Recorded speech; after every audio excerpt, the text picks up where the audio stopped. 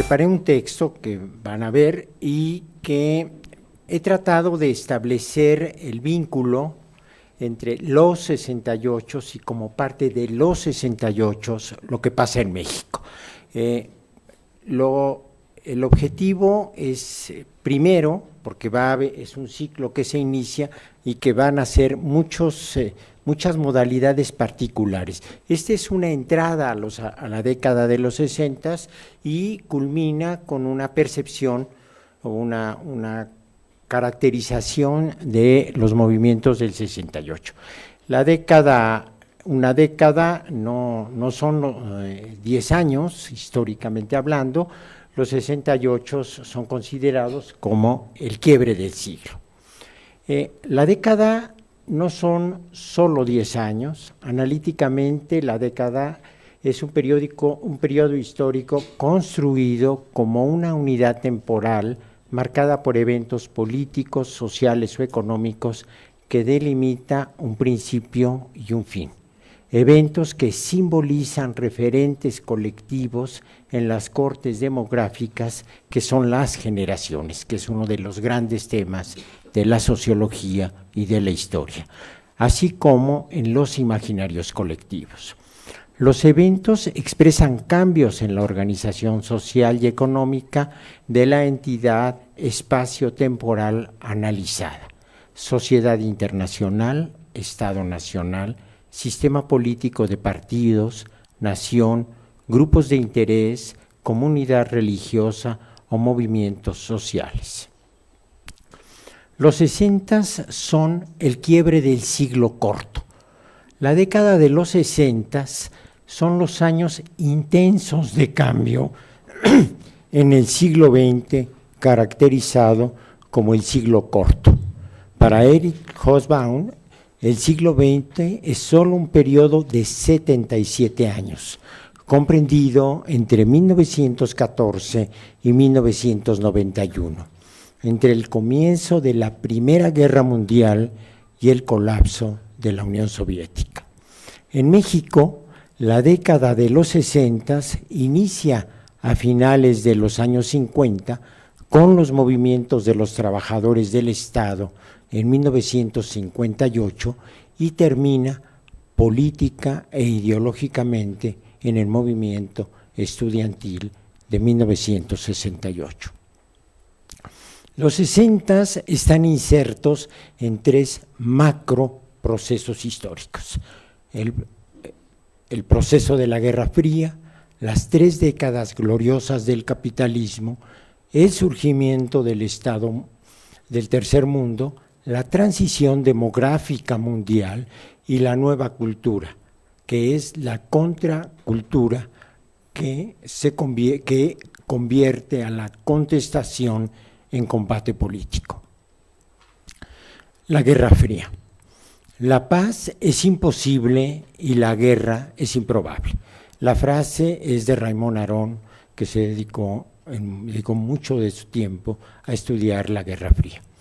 La bomba atómica, según Hannah Arendt, que afirma que el mundo moderno, que es el mundo de hoy, en el que hoy vivimos, nació de las primeras explosiones atómicas. Las 2 explosiones atómicas plantearon la existencia del duopolio atómico, cuyos 2 centros militares eran los que ejercían la hegemonía mundial. Este duopolio llegó a la locura, y tiene que ver con el poder creciente de los militares en uno y en otro lado.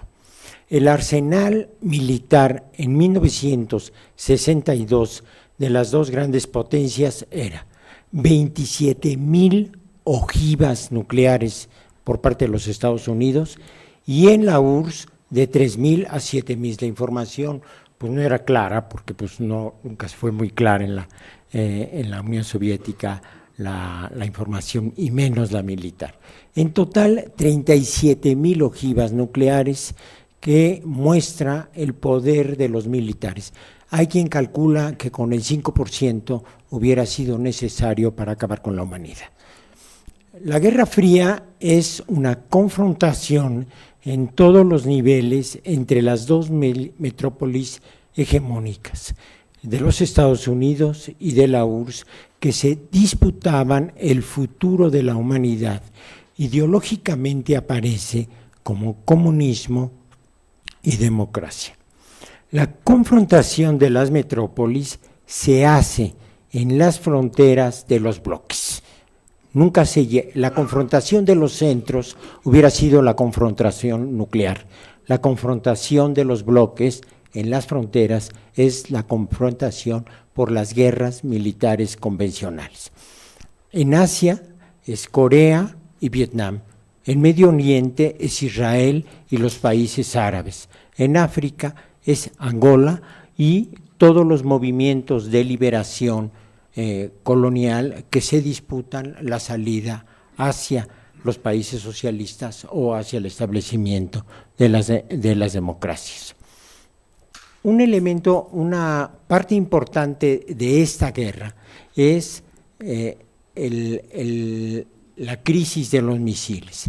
La Guerra Fría también fue definida como el equilibrio del terror, lo que quiere decir que en el fondo social hay una cultura del miedo que es el sustrato de la cultura mundial en esa época. El conflicto entre los Estados Unidos y la Unión Soviética y Cuba ocurre en octubre de 62, durante 13 días. Incluso hay una película muy interesante que se llama así, Los 13 días, y que es la negociación entre Kennedy, el equipo de Kennedy y Nikita Khrushchev. 13 días generada a raíz del descubrimiento de los Estados Unidos de bases militares de misiles soviéticos en territorio cubano. Durante esa crisis hay un hecho muy importante que se inicia el bloqueo a Cuba y México es el único país de América que se opone al bloqueo bajo los principios de la política Estrada de la autodeterminación. Es el único país latinoamericano que no rompe relaciones con Cuba y es el territorio, México se vuelve uno de los territorios de negociaciones y espías mutuas entre la CIA y la KGB. Ahí la negociación es importante porque se negocian los misiles de Turquía frente a los misiles de Cuba y se construye un nuevo statu quo entre los Estados Unidos y la Unión Soviética. La guerra de Vietnam. En la década de los 60 hay una guerra de confrontación paradigmática. La de Vietnam, que es un conflicto en las fronteras de los dos bloques, como lo fue la de Corea, entre 50 y 53, que es el primer episodio de la Guerra Fría.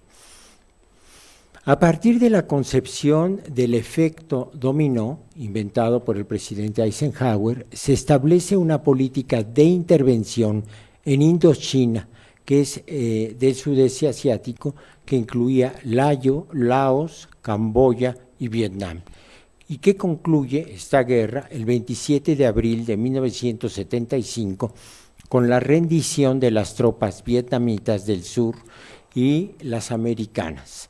Se pone fin a la guerra más larga de la historia moderna, 10.000 días a lo largo de más de 35 años. Esta guerra empieza obviamente con la expulsión de los franceses y con la batalla paradigmática que es la batalla de Dien Bien Phu. La guerra de Vietnam es también una guerra de los jóvenes del Vietcong, jóvenes, niños y niñas que enfrentan al ejército de Vietnam del Sur. Una de las características de la degradación de los ejércitos que sirven a las metrópolis coloniales, una de las características es su degradación moral. El ejército vietnamita se volvió uno de los principales exportadores de opio. Había en ese momento dos grandes centros de producción de opio, Vietnam, y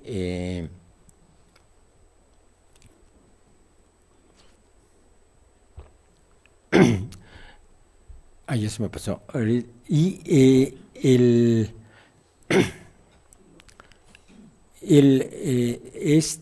esta guerra de Vietnam es muy importante porque rompe el orgullo el orgullo de la genealogía guerrera americana, y esta guerra se vuelve una vergüenza nacional. Ustedes imaginen una mesa en una comida norteamericana, donde está el abuelo que participa en la Segunda Guerra Mundial, está el hijo, el abuelo que participa en la Primera Guerra Mundial, el padre que participa en la Segunda, el hijo que participa en la Guerra de Corea, el hijo mayor, y el hijo menor que participa en la Guerra de Vietnam. Ahí uno piensa en los Estados Unidos, piensa como el país de la democracia, pero es también uno de los grandes países que tiene una cultura guerrera y que forma parte, que desde 1848 y su expansión y la conquista de los territorios mexicanos. Es Afganistán el otro gran productor de pasta de opio en la década de los 60. Ahí está The French Connection, que es la película que marca la entrada con la relación entre el tráfico en Europa y el tráfico que viene de Turquía, ¿no? Que pasa por Turquía y viene de Afganistán. Las 3 décadas doradas del capitalismo. Bueno, los 68 están metidos en primer lugar en la Guerra Fría, en segundo lugar en las 3 décadas doradas del capitalismo. Los 60 están en medio de esta condición económica. Económicamente, las 3 décadas doradas del capitalismo van de 1945 a 1973.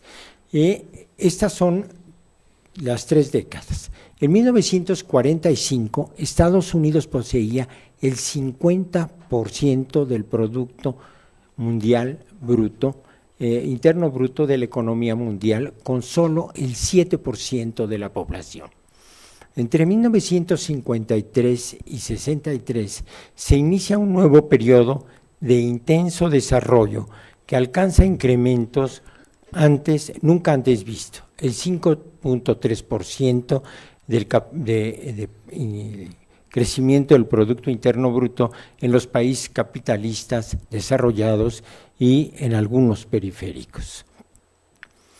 El crecimiento fue un crecimiento del mundo acelerado con estabilidad macroeconómica y financiera. A partir de 63, el Producto Interno de los países centrales llega a 6.2, hasta que se interrumpe en 1973, año en el que se ingresa a una nueva fase de desaceleración, la llamada revolución de los precios, en la que aumentó 4 veces el precio del petróleo, que había sido la fuente de energía primaria barata por más de 60 años, y es el fin de la década dorada. Es muy paradójico,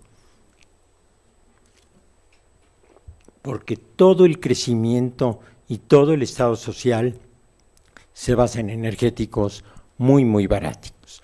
En México, este periodo, o parte importante de este periodo, pero que cubre perfectamente bien la década de los 60, se llama desarrollo estabilizador. Está ligado a un hombre que se llama Antonio Ortiz Mena, y va de 58 a 70, que López Mateos lo llama para que haga el diseño económico, con un crecimiento del Producto Interno Bruto de 6.1. Entonces, desde esta perspectiva podemos ver que el milagro mexicano, ni tan milagro, ni tan mexicano.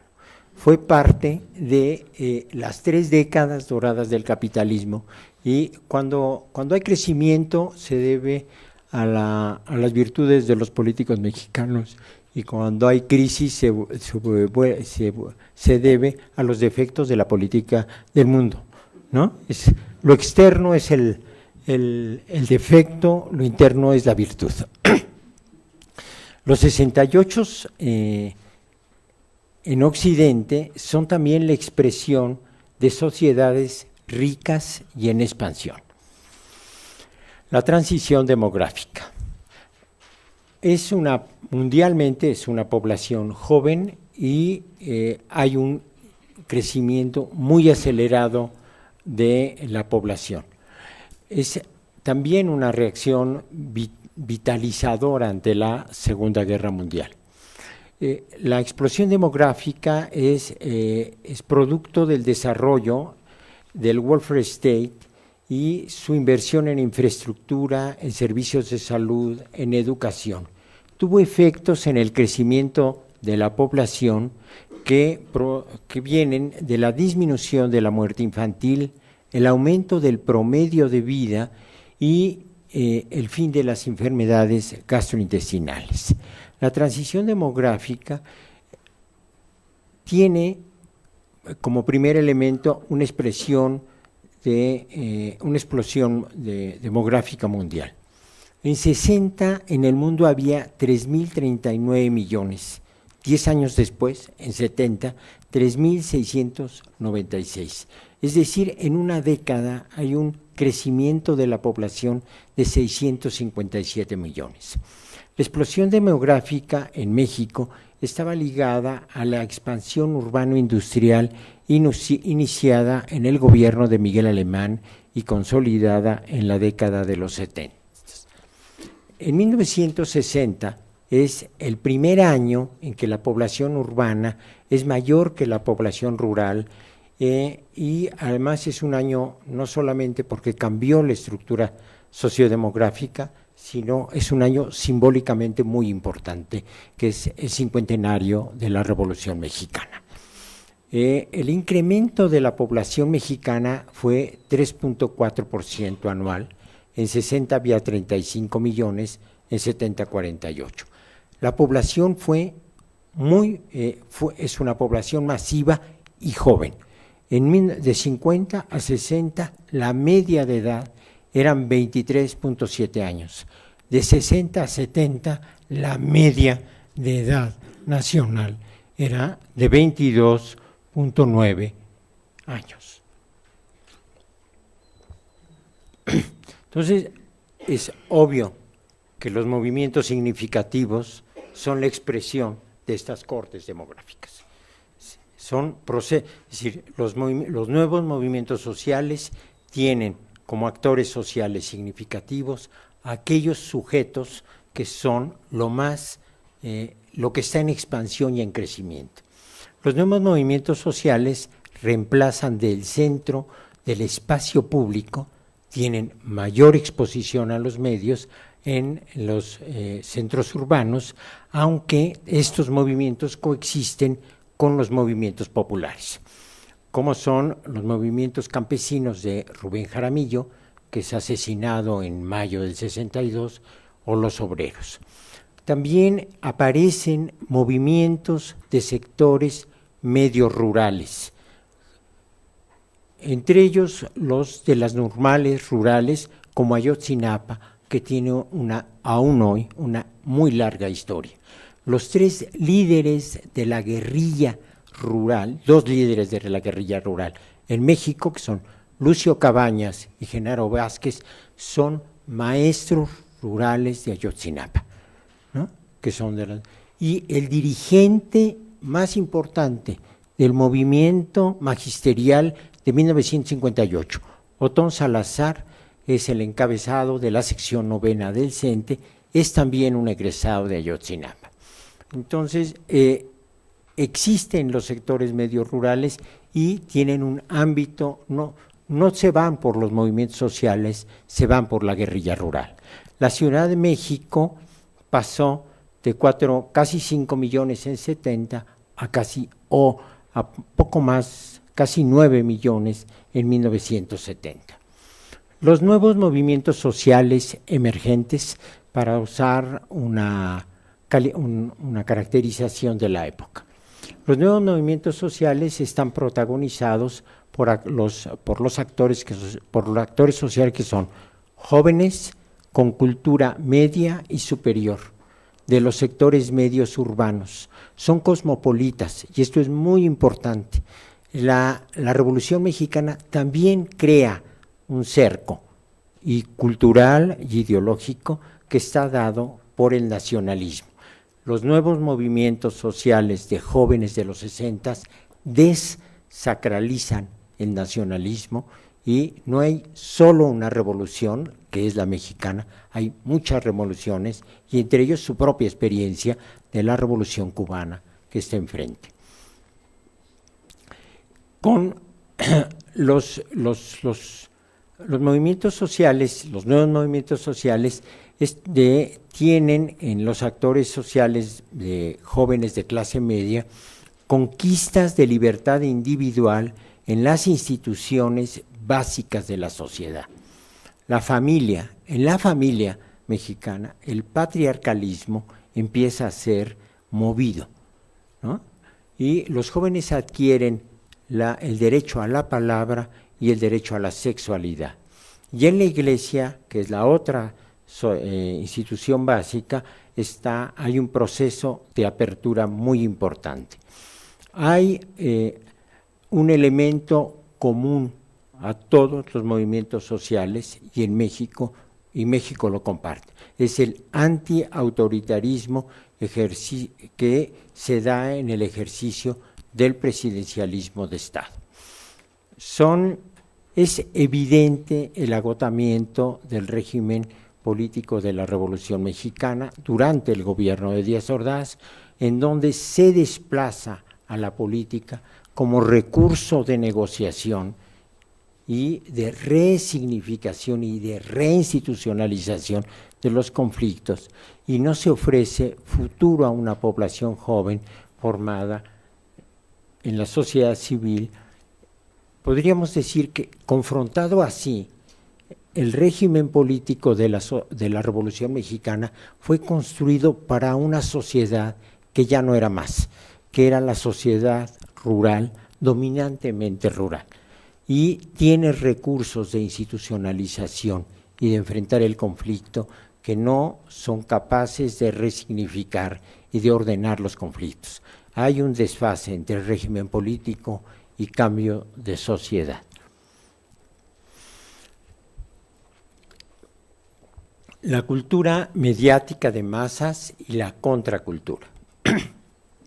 El paso de la radio a la televisión y la valoración de las noticias se da en la década de los 60. Aparece el ciudadano informado y ahora empieza la información y las noticias empiezan a aparecer como una obsesión. La aparición y la extensión de las revistas de gran tiraje, tanto nacionales como internacionales, y su expansión internacionalizada. Entre ellas, y quizás de las más importantes de la década, está la revista Life, que surge, que en la década, el 20 de agosto de 60, se fundó la edición mexicana. Empieza a aparecer en el principio de la década la revista Life. Esta es una revista, a diferencia de las otras revistas, que es el fotoperiodismo, es famosa por sus fotografías, que culmina con su fama en la década de los 60. La revista desaparece en diciembre de 72. En 64, Marshall McLuhan publicó Understanding Media, y el autor crea la categoría de aldea global para mostrar la interconexión humana a escala global generada por los medios electrónicos de comunicación. A él se le debe esta frase de el mensaje es el medio, ¿no? Y conforme va desarrollándose el medio del mensaje, cambia el mensaje. Esta es una foto.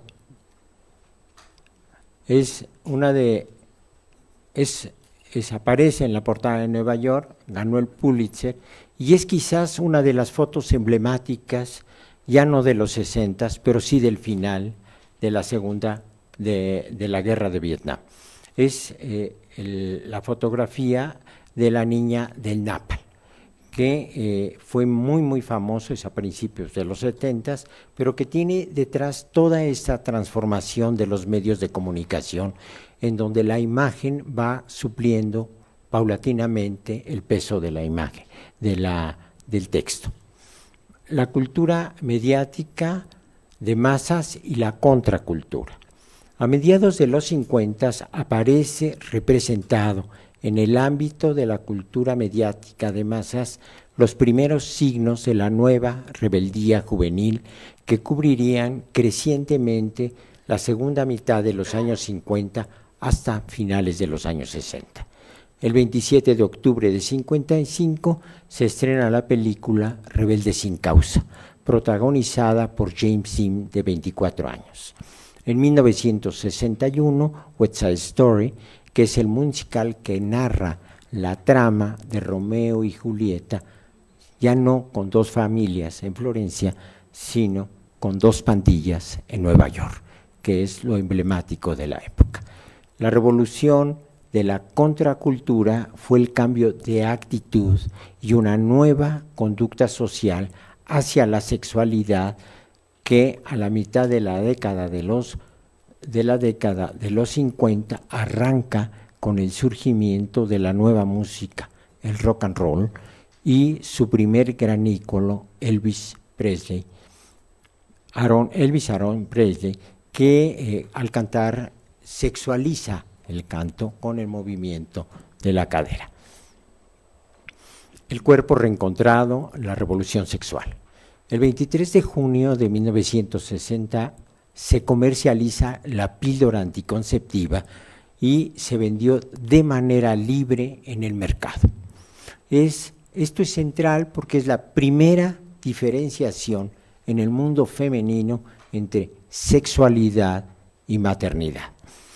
Ahí hay toneladas de libros de las investigadoras que han hecho muy marcado esta diferenciación. El cuerpo femenino se despoja de lo que lo cubre. La falda sube 20 centímetros por arriba de la rodilla. Después de aparecer en las revistas de moda como Vogue, se volverá la prenda más usada por las mujeres jóvenes de la década de los 60. La minifalda tuvo como correspondiente al bikini como el traje de baño. En 1960,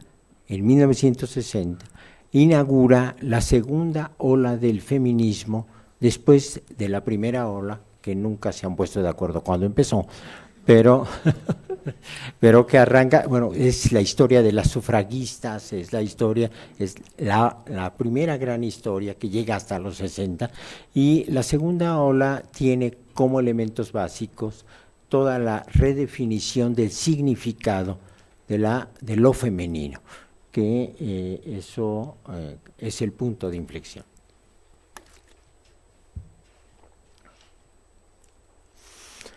La revolución sexual. La actitud y el manejo de la sexualidad como parte integrante de la cultura, de la contracultura y el inicio de los nuevos valores sociales fue la lucha en contra de la concepción moral que estigmatiza la homosexualidad. Se muestra la primera manifestación abierta y la lucha pública por ser diferente a la heterosexualidad dominante. El 28 de julio de 69 se hace una redada de policía en el bar gay Stonewall. En 1970 se inicia esta fecha, el 28 de julio, es la fecha mundial en la que se lleva a cabo las marchas por el orgullo gay. En Nueva York parten del bar. La droga. Los jóvenes sumergidos en la contracultura buscan la apertura de las percepciones sensoriales dada por el consumo de estimulantes, la época psicodélica. La droga masiva fue la marihuana y la droga psicodélica semisintética por excelencia fue el LSD, ácido lisérgico, y sus efectos fueron conocidos como viaje. Estos viajes que producen estados alterados de conciencia equivalentes a la esquizofrenia que los hippies consideran como experiencia mítica. El consumo de drogas acompañó a la experimentación sonora, música que lleva al límite en la música de rock de Sargento Pimienta y de la banda de los Beatles, en que es el 8º álbum de la banda y que aparece el 25 de mayo de 67. Los movimientos estudiantiles del 68. Esto es lo que pasa, más o menos, oteando, en los 60. Ahora, ¿cómo esos cambios culturales en los sujetos sociales, cómo esos cambios culminan en el paso del sujeto social al actor político? Los movimientos estudiantiles del 68. En las sociedades postindustriales, para utilizar la nomenclatura de la época, en el año de 68 tuvieron lugar movimientos estudiantiles en Estados Unidos, Francia, Alemania e Italia y España. En Asia, en Japón, y en América Latina, en Argentina, en Bolivia, en Brasil, en Perú, en Uruguay y en México. En Medio Oriente, en Turquía. La otra cara de los movimientos libertarios, por llamarlos de alguna manera, del mundo occidental es la revolución cultural china, que es un tema inagotable. Un elemento constante de los movimientos estudiantiles en esta parte del mundo, en el mundo occidental, fue el antibelicismo y el antiintervencionismo norteamericano, que se expresa fundamentalmente en contra de la guerra de Vietnam. En América Latina, en particular, una de las causas ideológicas de las movilizaciones fue el antiimperialismo y el repudio al bloqueo estadounidense a Cuba, y la denuncia del respaldo americano y la Organización de Estados Americanos, la OEA, a los gobiernos golpistas de la región, que es la otra historia paralela desde 64 en Brasil y en Bolivia, y luego es la secuencia de los golpes de Estado hasta llegar a las 70 con las guerras sucias. Los movimientos estudiantiles del 68 son el punto de llegada de más de una década de cambios sociales particulares que van configurando las nuevas formas de cultura y de la política a través de la contestación y la crítica. Las protestas, las acciones colectivas, los triunfos particulares de los jóvenes en ámbitos específicos de la vida social frente a las formas culturales e institucionales vigentes. Con esta cauda de protestas vitales y de cambio, los jóvenes llegan a 1968, año que amalgama las experiencias y que es el tiempo de llegada de la posguerra, pero es también el punto de partida. Los 68 son el inicio de la otra historia del siglo XX. Ya se acabó. Les tengo un epílogo. Uno de los programas más famosos de los 60 era Las calles de Nueva York. Y cada vez que terminaba el programa de televisión decía, y como esta, hay 8 millones de historias. Es muy vasto el tema, espero haberles dado una imagen más o menos por rubros de la década de las 60 y cómo explicar 68 no como una serie de procesos que surgen en el espacio público, sino son por lo menos 10 años en los cuales se van acervando los cambios culturales, y así pasa en la historia. Siempre que hay un estallido, la pólvora se va acumulando con el tiempo. Muchas gracias.